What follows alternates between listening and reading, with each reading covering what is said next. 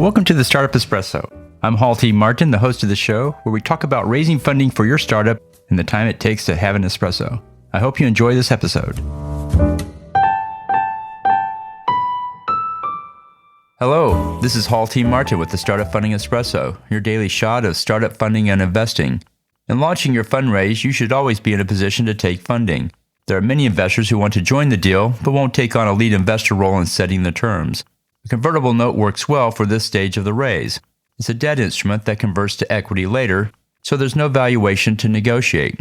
Startups can accept investors into the deal with relative ease, given most notes have simple terms, rights, and conditions.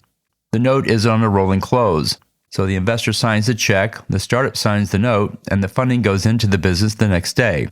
One can use the note over several smaller fundraises to gather investor funds.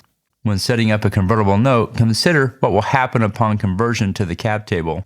Startups should take care not to raise too much funding off convertible notes.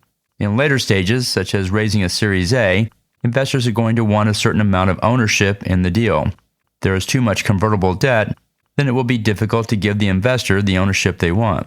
Thank you for joining us for the Startup Funding Espresso, where we help startups and investors connect for funding. Let's go start up something today. Hall T. Martin is the director of Investor Connect, which is a 501c3 nonprofit dedicated to the education of investors for early-stage funding. All opinions expressed by Hall and podcast guests are solely their own opinions and do not reflect the opinion of Investor Connect. This podcast is for informational purposes only and should not be relied upon as a basis for investment decisions.